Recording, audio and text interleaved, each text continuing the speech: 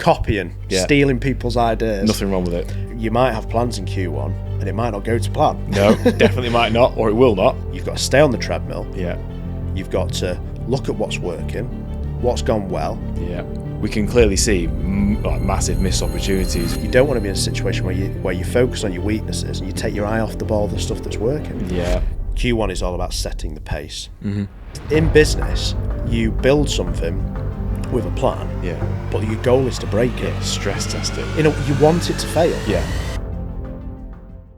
So, welcome back to British Business with Matt Holland. I'm the host, and I'm here today with Tom McIlvenny, my good friend and co-host of this podcast. How you doing, mate? All good. And well done for getting the name right again there. There was a bit of a fumble last week, wasn't there? Was it Mac or Mick? Yeah. Most people rush through it. Let's go, Tom McIlvenny. Yeah. How's your week been? It looks like your wife's dressed you today. Well, yeah. I did get dressed in the dark this morning. Yeah, that was it was a bit of a rush, so I had to grab whatever was clean. But surprisingly bright. Exactly. Nothing wrong with it, is there? It's bringing a bit of bit of joy to the podcast. And joy to the episode. Is that a Avenue 85 special? It certainly is Avenue 85 special. So it can be purchased online at avenue85.co.uk. Retail price of 80, we sell it for 65. If anyone interested in a bargain. Price matched? Absolutely, on Berghouse's website. Oh, well, we can't help ourselves. No, I mean, I don't think there's anything wrong with this fleece, to be honest. Yes. So.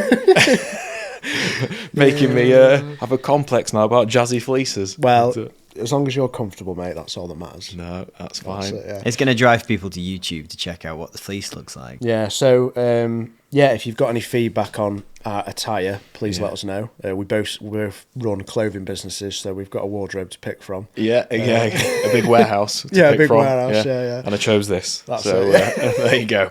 Sorry, Tom. Your wife didn't pick it though, did she? No, she definitely didn't. So it's your choice, no. So we're not... we can't criticise Hannah for this. So guys, this week, hopefully you enjoyed last week's episode, kind of an intro to who we are, what we are. Yeah. We rambled on a little bit, a few different topics, but covered kind of basically why business is hard. So if you're joining us for the first time, it might be worth backtracking and listening to that episode first, because we gave some intros as to our background and maybe why we're slightly authoritative on business, although we are kind of blagging it a little bit.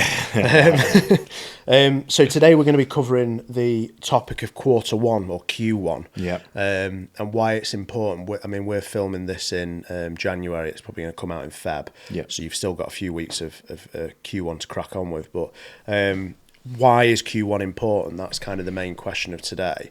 And I'm hoping that our listeners can take some kind of thoughts and think about what they're doing in their businesses, why they're doing it, and things to focus on, and maybe we can just talk a little bit about what we're focusing on as well. But I mean, from your side, Tom, why do you think quarter one is important?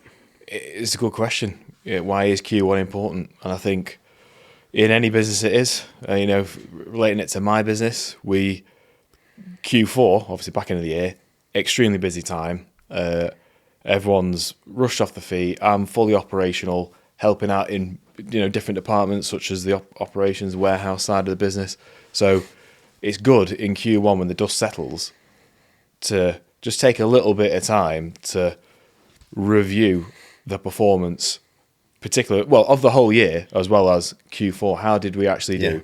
Did what we planned to put plans in place for Q4? Did we execute, or did we miss target on certain things? So I think Q1 is very important, just reflective period for me. That's my main kind of point of emphasis, is like this moment of sigh of relief. Christmas is finished. Thank God for that. But then I was chatting with my sister Sarah, obviously in my business, and she's been on the road doing all the supplier meetings in January, and that is intense. Busy. It's just non-stop for her. No. And she's got her beautiful long-haired golden retriever. Yeah. And he's homeless basically because she's on the road. So he's been with us a little bit. Been Billy. dog sitting. Yeah, been looking after Billy. He's a lovely dog, bless him. But we'll maybe at some point bring a dog into the camera. Maybe I don't know. Is that a thing we can do, Morgan? Are we allowed to bring dogs on the podcast? Absolutely. If you want the dog on the podcast, right. Maybe if we let Sarah come on, she has to bring Billy. Yeah, that's part of the conditions. Yeah, there'll be cameras getting knocked over. Oh god. Yeah, we promise that won't happen, Morgan, because they look expensive. Don't worry. But yeah, so Q1, like, I think it's a really big topic to cover. We're going to like do a bit of a deep dive into it today, chat about things in our businesses, and yeah, just see where it leads. And if any of the listeners, or if you're watching on YouTube or whatever, you want to comment and ask any questions about it, please do so, and we'll do our best to respond. And or if there's anything that you feel like we've missed, like something big, then please let us know. But yeah, from my end, I suppose I just wanted to kick us off with my thoughts, my initial thoughts on the topic, because some businesses, because obviously we're talking about calendar year, so it's of course, the first quarter of the calendar year. Some businesses will approach it as like, right, it's the end of my financial year or the end of my business year. So Q1 for another business might be the 1st of June or 1st of July or something like that. That's when it might commence. But so this episode you can listen to at any time of the year, and it's kind of relevant to certain businesses. But for us, it's our Q1 in a way. And I think it's in one way, I think Q4 is really exciting and enjoyable. But you do spend I spend a lot of time, or I can spend time firefighting. Yeah. That's due to the seasonality in my business. So we'll do like quite big numbers in November and December, and we'll do maybe like a six-fold difference between that and June, July. So we have like an off season as well. So we'll have like Q1, which we're still busy, and then Q2 and 3, where we're like, I classify it as pre-season, like football or sports. Like it's off season. Yeah, it's your off season where you're still ticking away, but not as profitable, but you're really focusing on improvements. But for that pre-season in my business to work really well, I have to really focus in on Q1. I do a lot of thinking, reflecting, like what you touched on before. And it's an incredible time, but it sets the tone and pace for the rest of the year for me. So I do a lot of like diary planning and things like that. But I think main kind of point I would start with is like looking at what didn't go well. And it's kind of a negative way to start, but that's just the way my mind works, I'm afraid. Like I look at our successes and I'm like, yeah, okay, and then look at where we've not done well. I mean, from your business and things like in the past, and maybe this quarter just gone, like what are your main takeaway points? Like, you don't have to go into too much detail, but maybe topics that you think are important for people to consider looking at. Yeah, it would be. For us, it was just reflecting on that busy period, because our eyes weren't taken off the ball by any stretch, but because we're so busy day to day, operational, keeping the wheels turning, because obviously the demand was there for Christmas gifting and such, that now is the time to look back on that, and we can clearly see massive missed opportunities where maybe it was a resource issue. Maybe we could have had more temporary staff in during that period to relieve myself and my brother and business partner James from the operational side. So you're talking about resources there? Yeah, 100%. Yeah. And I mean, to be fair, we did plan for a busy Q4, but it exceeded our expectations this year, which was fantastic. That's a great problem to have. It's a great problem to have. But as you just touched on there, I'm now looking at it going, God, if we just had maybe 2, 3, or even 4 more people, that would have relieved myself, James, and a few of the key people in the business to get back into their seats, and we could have driven the business harder, and it would have been even more a successful peak for us. So that's a takeaway for me now for Q1 planning for this year, looking at Christmas, making sure we've got a hiring plan lined up, pretty blueprint from yourself, really. You're stealing my ideas. And nothing wrong with that. That's the part of networking, though, isn't it? That's it, yeah. Well, I mean, hopefully people listen to this and they go, hiring plan? What's a hiring plan? Yeah, what is a hiring plan? What? I mean, a hiring plan from my end, I mean, this is interesting because so we're a 8-figure business. I've never done a hiring plan. No. So I'm doing one for the first time. Yeah. And that's why I like business. You are like, you're learning all the time. Yeah. You're constantly pushing yourself and challenging, and I've stolen that from somewhere else. I think it's a couple of weeks ago I was down in London. I went to this network event with this Richard Harpin guy, founder of HomeServe. Great business, like that story is amazing. Look him up on YouTube for anyone listening if you want to know more about him. But he talks about like plagiarism. How do you pronounce? I'm dyslexic. We're both dyslexic. Steal. I know what you're trying to say. Morgan, what was it?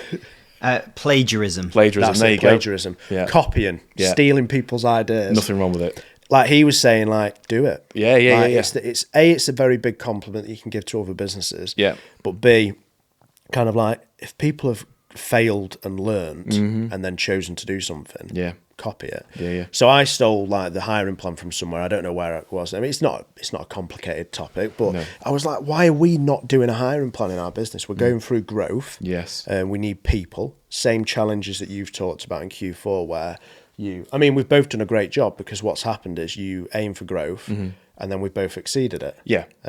So the systems that we put in place to deal with that growth and handle it, they broke. Yeah. So in business, you build something with a plan. Yeah. But your goal is to break it. Yeah. Stress test it. You want to stress test it. You want it to fail. Yeah. Because you learn, and it means you've done significant growth. So, I look at the hiring plan as like a really exciting period for us. We're as a business at like a fork in the road with marketing. That's something that me and Sarah's pivoting within our business to focus a lot more heavily on marketing this year. Yeah, good. We're going to build a bit of a team around her. Like kind of an Avengers marketing squad. Yeah, I like that. And mix it up and going after do the things market differently. Yeah, so we're assessing things like that and going right, but because of those things that we want to. So just to go take a step back, you look at the Q4. You go right. What went well? What didn't go well? Yeah.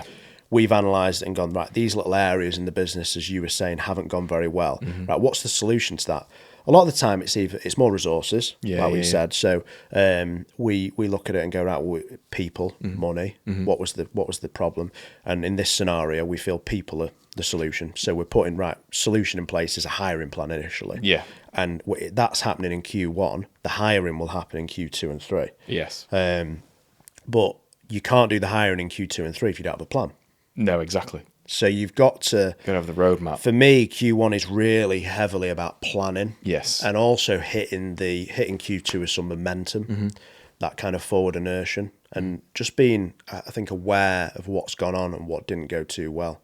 I mean, from your end, people, I think, is something that you've mentioned to me outside. Like it's an opportunity for you, but then if we take a step back and we look at different size businesses, I mean, Morgan, from your perspective, you're a sole trader. Sole trader, exactly. So you one-man band, you're hustling, you're doing 5 people's jobs, you're sending invoices, you're doing, obviously, recording this episode. What does Q1 mean to you as a small independent business? It's a good question. I mean, other than the fact that you've just paid tax, so it means that, I mean, I'm looking at the fact that companies are maybe delaying payments a little bit because they've paid tax, and so it's a bit harder to make that payment. So cash flow. So cash flow is obviously going to be a challenge. So I suppose preempting that cash flow is something that I'm always thinking about. I'm either always thinking about or I'm caught off guard with. But other than that, I mean, I don't see a huge amount for being a sole trader. What would you say, is the most important thing as a sole trader to be thinking about? I think that's really interesting because like Q1, for if you're on your own, it's like, right, well, I'm rolling with the punches, I'm going for it. So what do you do in Q1? Well, I think it's still important. For me, it comes into one of the other points that I'm going to talk about goal setting. Oh, big, yeah. But to do with like cash flow management and things like that, it's something where, and I look back again on that early days really fondly, where it was kind of on the back of a fag pack. Make it up as you go. You kind of ducking and weaving. You don't have the people. No. So you're planning your own time. But I network with a lady, and she's building a hospitality business that specialises in consultancy for pubs and restaurants, and she's obviously similar business size to Morgan, doing lots of different things.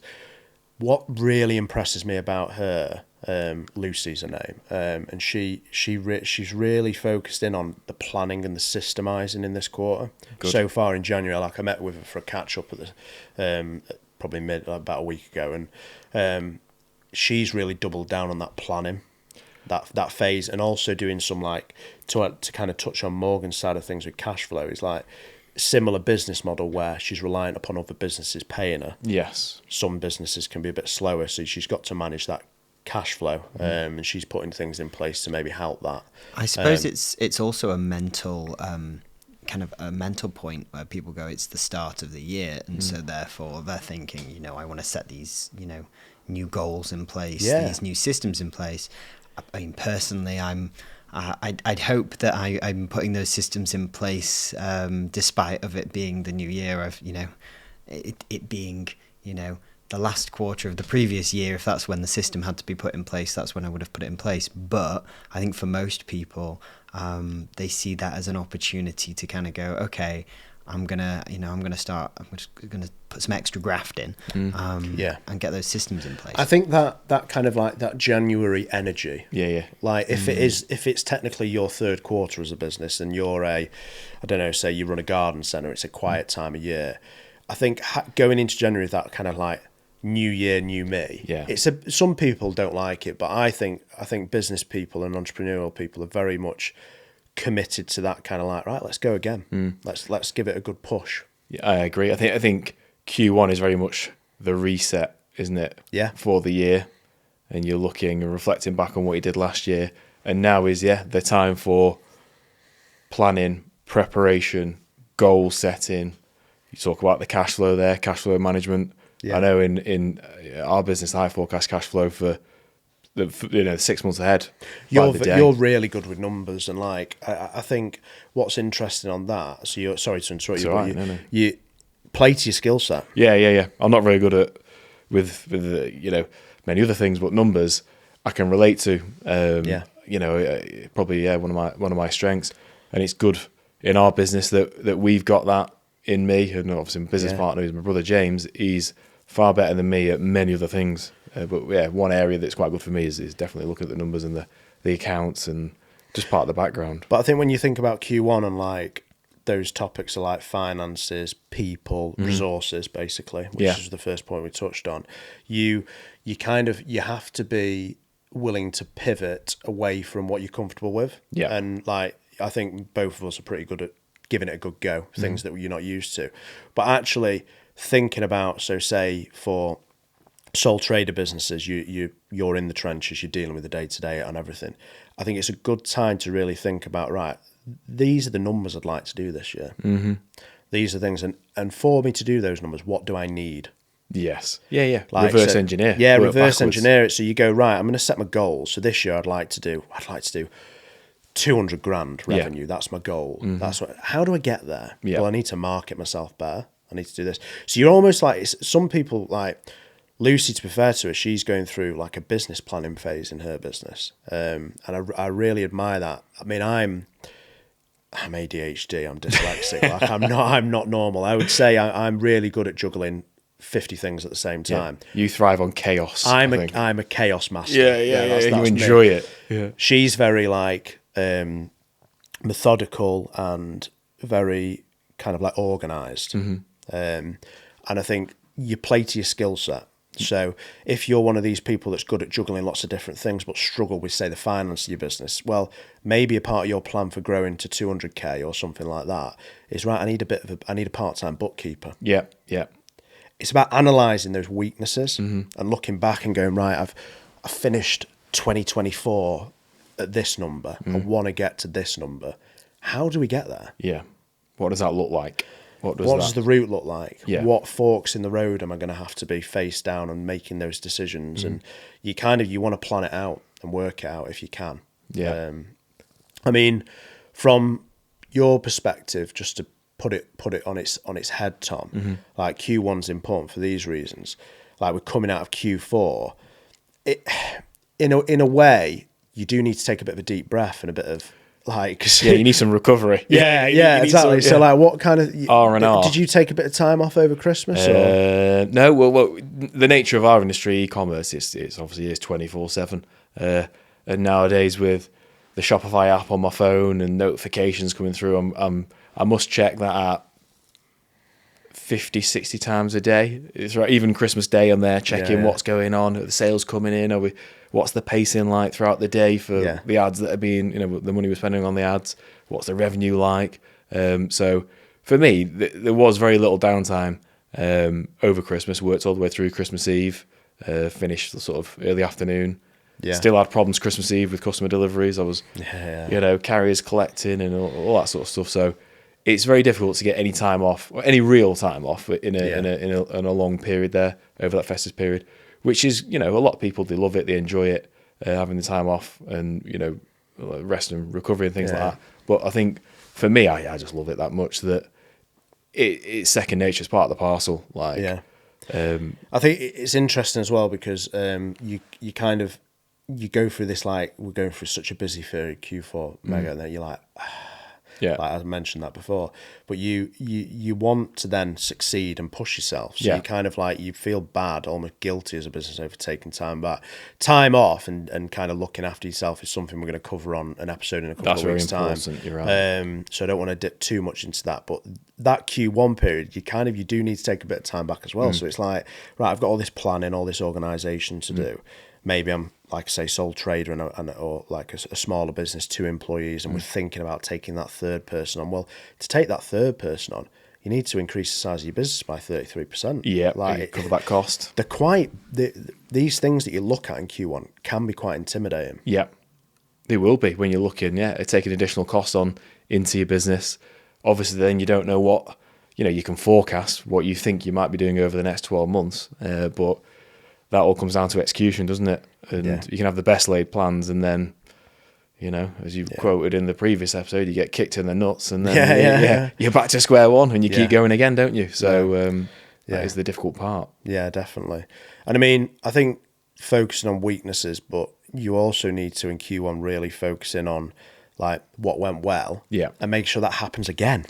Yeah, because you're only as good as your last season. Like you. This is the problem in business, is that you're on this treadmill. You need to take a pause to take a bit of rest, do some planning, but you've still got to keep going. Yeah.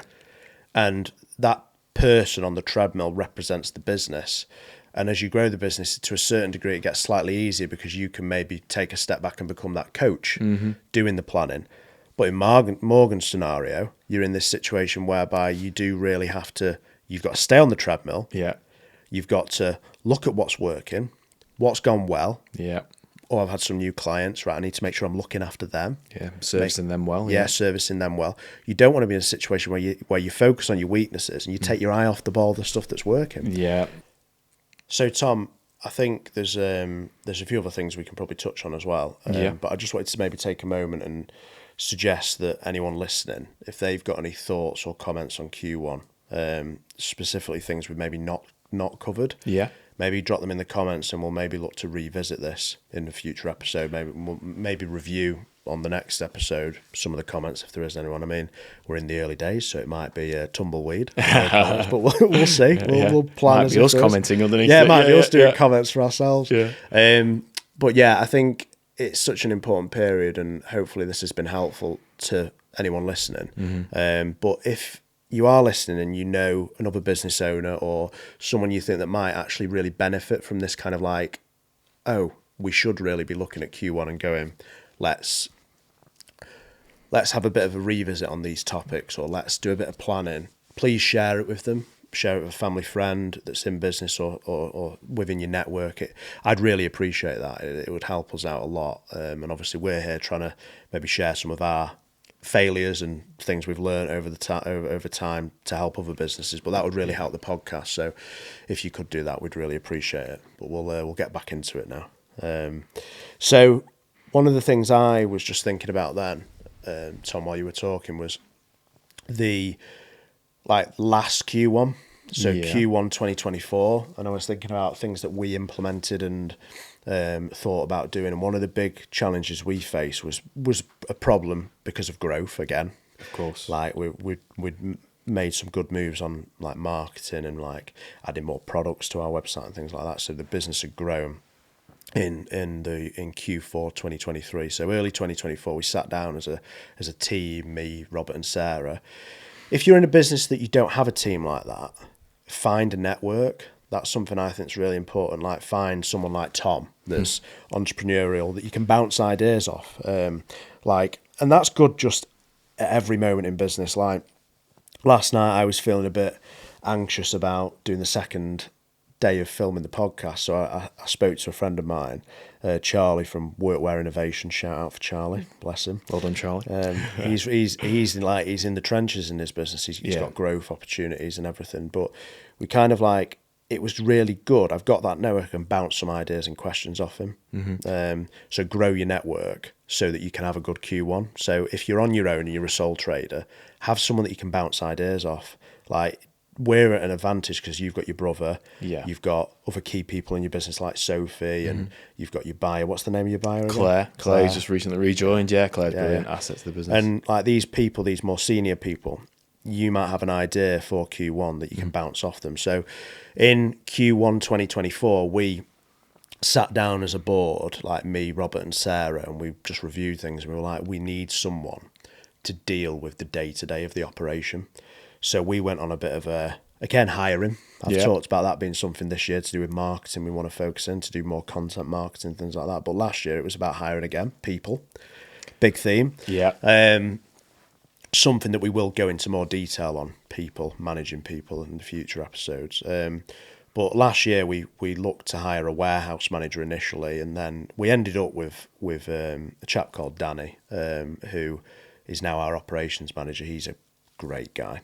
And what actually happened was we brought in someone with kind of strengths that I don't have.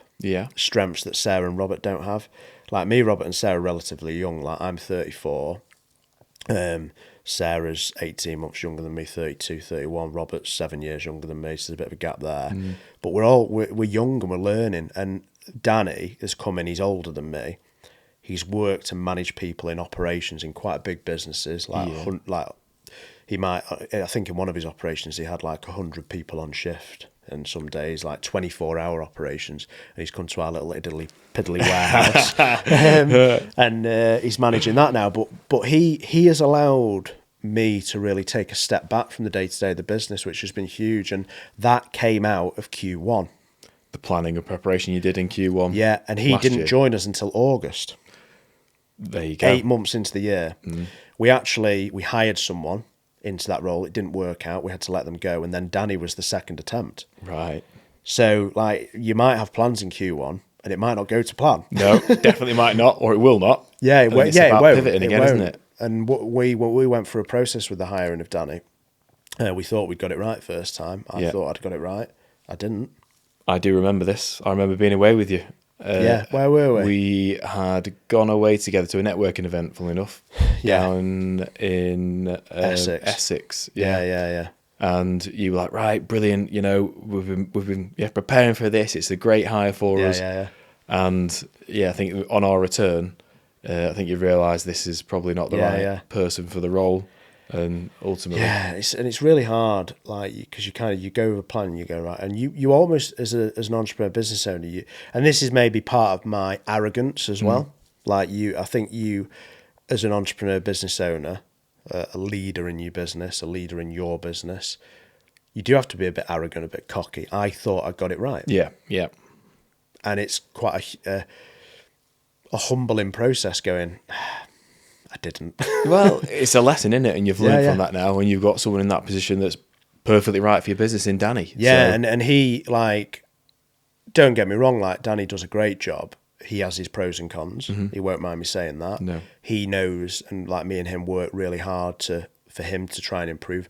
I asked him, like, I turned to him the other week and said, like, how do you think I handled that? Because I'm learning. Yeah. I don't know what's best. So trying to like plan in Q1 and try and fix the problems, it takes 8 months. Yeah. So we made a decision in January last year. We needed an operations manager or a warehouse manager. It took 8 months to find that person. Yeah, 8 months to implement, but then that enabled you to have one of your best. Winter, exactly. One of your best Q4s you've ever had. Yeah, the best. Yeah, the best one, which is fantastic. Yeah. So I think Q1's really important. I mean, is there any other points that you would touch on before we close up for the day? No, I think we've covered good reasons why Q1 is so important. And just to reinforce them, it's all about reflecting on the previous trading period, planning for that year ahead, make sure you've got your cash flow forecast sorted. If you are looking to recruit more people, as we spoke about, your hiring plan sorted, and identifying what didn't go well and looking at reasons why they didn't go well, reflecting on that and coming up with a solution to put in place that won't happen again. Yeah. And also looking at what did go well, like the old 80-20 rule. Look at what worked really well in that business. Yeah. Don't take it for granted and push forward again to make sure that happens even better again next year. Yeah, exactly, yeah. I mean, to close off, basically, I've written down 5 points which I like associate with Q1. So planning, you've covered there. Goal setting, which is something we haven't really... We mentioned it early on, but I think that's really important. That's a big one. Like sitting down away from your business and just writing down what you'd like to achieve personally and in your business. 100%. Because for a lot of business owners, you are your business. Yeah. So you need to set some personal goals, I think, in my opinion. That's a big part of my journey in the first quarter of the year is like, how can I improve myself? Growth goals. Like to follow on from your goal setting is make sure you've got some growth goals, because if your business ain't growing, it's going to stagnate. Yeah, 100%. And you're going to hit problems before you know. So whether it's like 2% growth or 20% growth, you need to have a bit of a growth plan. In my opinion, I mean it's an opinion. I might be wrong, but no, I think you're exactly right. I think managing your time. Making sure you've got a bit of a time management plan for the first quarter, and then like a rough guideline for like make sure you've got all your annual leave booked in. Yes. Planning for your team when you're away, making sure in say Morgan's case that he's letting his clients know, right guys, just a quick email to say, just so you know, I'm away, I've booked these trips this year, that's when I'm not available. Yeah. I think having that structure in place from Q1 forward is a really good way of setting the pace for the year, which is the final point. And I think that's something that people should really take away is Q1 is all about setting the pace. And if you don't set the pace, you can get into this false sense of security where you're resting on your laurels from maybe a really good Q4. Yeah. And you need to make sure that you do attack that next quarter. Whether it's going into Q2 or 3, you need to make sure momentum's going. Because if you don't, stagnation is the thing that kills businesses, in my opinion. No, I completely agree. And if you talked a minute ago about the growth, what target for growth are you looking to achieve? It's extremely important from Q1 onwards. Yeah, you are hitting some growth targets, because if you fall behind in Q1 or Q2, it's a lot of ground to make up over the next Q3, Q4. If you want, for the pace in which you need to grow. And if your momentum as a business changes and you start doing decreases or flatlining, it's really hard to switch it around. And what you'll find is actually if you're doing flat growth or decreases in a month, well, the reason for that was actually last year. Yeah. 6 months ago. So you kind of, the things that we're doing now in Q1 will make a difference in Q4 this year. And I think we closed the episode off there. Yeah. So yeah, just thanks for listening, everyone that's kind of tuning on the different platforms. As I mentioned earlier, 10-15 minutes ago, it would be really helpful if you could comment, subscribe on YouTube if you're on that platform, and maybe leave us a little review if you're listening for the second episode. And yeah, we really appreciate you tuning in. And if you've got any questions, reach out to us. I'm on Instagram, and you can get Tom on LinkedIn. LinkedIn. So yeah. We'll speak soon. See you very soon. Cheerio. Thank you.